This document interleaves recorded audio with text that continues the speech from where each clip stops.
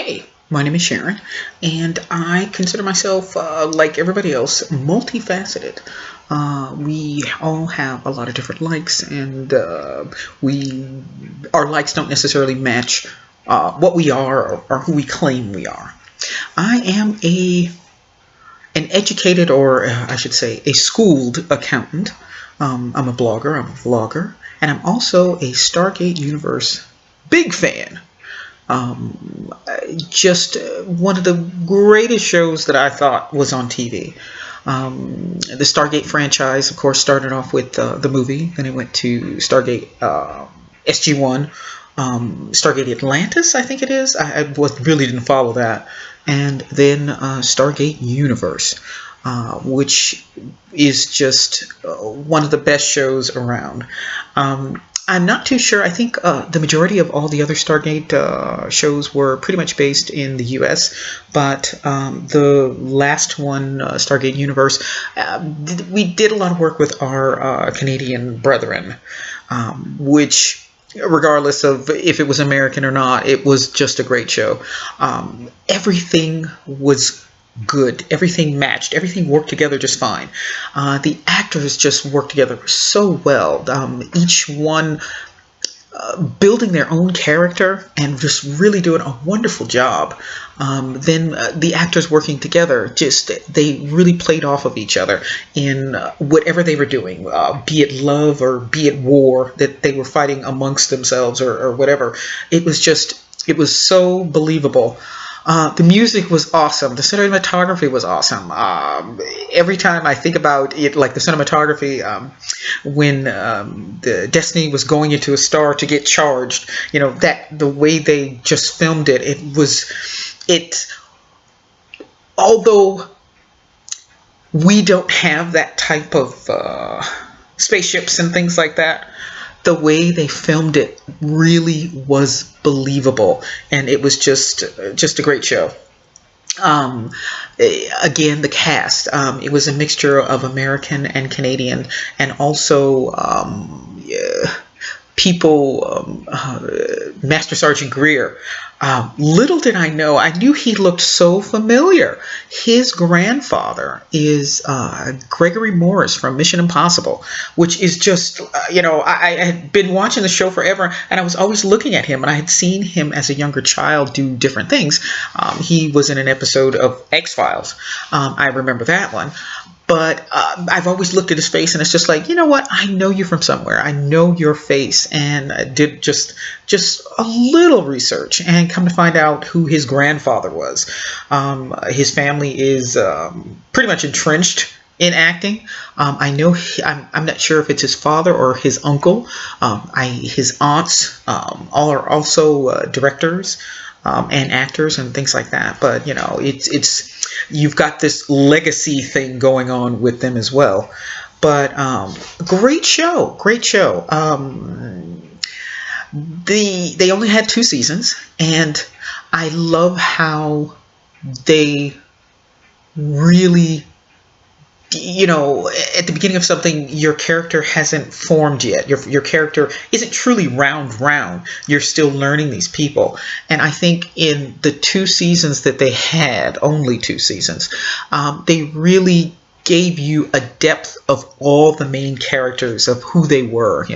Each one had an episode where something weird happened, where you had to really see who they were and how they reacted to drastic things and such things. You really see who these people are.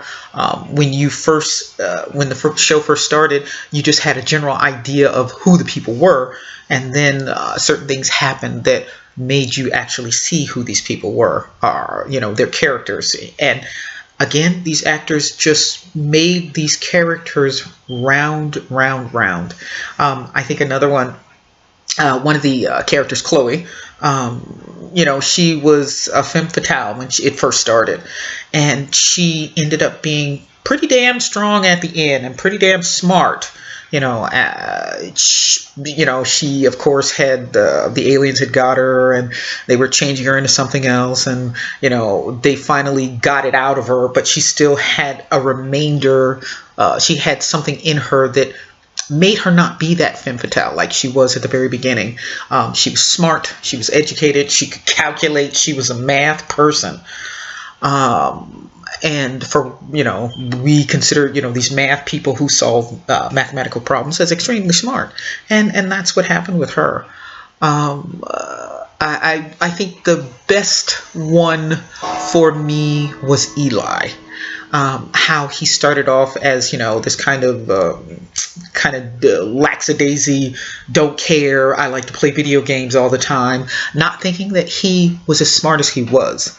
But in that final episode, what he had said to Colonel Young about them, they were going to get in the stasis pod. There was one pod that was broken, and somebody had to stay out and or die if they didn't fix it. And so it was going to be between Eli and Carlisle. That's the actor's name. His name eludes me at the moment. But the statement that he made at the end was this isn't verbatim, but he basically said, "I'm not afraid to say that I'm smarter than him."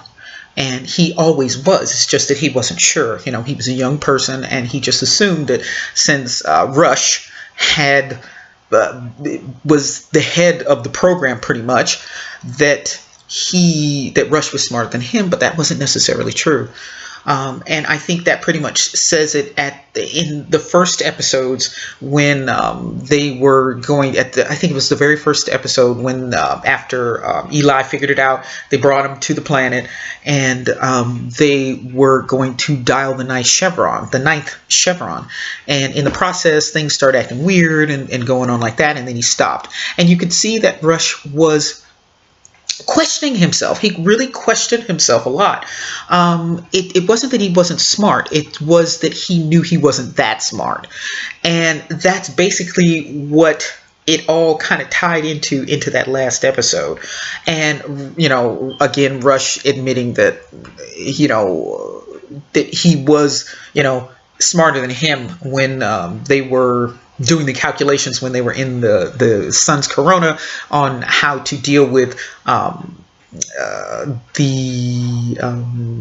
things that were going on in the sun. And it just turned out that way. And also one of the other scientists was telling him in, I think it was the third to the last or the second to the last episode, when they were talking about when they had gotten to another planet, they went to Novus, and or they had landed on a planet, named it Novus, and everything like that. And one of the scientists told him, he says, "You know what, Rush, it really gets your goat, doesn't it? That we did better without you. In other words, we really don't need you." And again, it tied back in. And then again, the last episode is fresh in my mind because I just watched it about maybe an hour ago. The way it ended just like it came on. The very first episode was, they come up onto onto Destiny, and they're going through Destiny and everything like that, and they go to the viewing room where, the big window where they can look out front, and they go through the hallways and things like that. And basically what they did at the very end was the reverse of what they did at the very beginning. And again, everything was great about the show. The cinematography, just right there. The characters and how they dealt with each other. I think the history of these individuals, period, the actors, they just, you've got this legacy character who that people have been acting in his family for, a couple of generations. And, the working together of America and Canada doing wonderful things together, because I think Canada and the US do some great sci-fi stuff, or science fiction or anything like that. X-Files, perfect example. Again, an American-Canadian venture together, and it was just great. So again, Stargate Universe, my favorite. Why did they take it off? I still don't know. I guess that's something that I needed to look into and find out. But they were supposed to be off for 3 years, and or they were supposed to be going across the universe for 3 years. But that was 9 years ago. That was 2011 when they went into their 3-year thing. Maybe Eli didn't do what he was supposed to do, and they're kind of still lagging back, coming across the universe, and that's the reason why they haven't come back on the air again. But one of my favorite shows. It seems like there's a resurgence in the Stargate universe. I've been seeing a lot online about different people talking about the show and things like that, and just want to add my 2 cents in because 2 cents worth of a great show. It's a great show. So, what do you know about it? Are they going to be doing anything else? Are they going to redo the show? I think all the actors are still alive, so it is a feasible thing. They could start it back up again, but I really doubt it. But I guess I need to go to Comic-Con and see what's going on there. So thanks for listening. Tell me what you know. Are there any Stargate Universe groups I can join? Let me know, and we'll go from there. Thank you.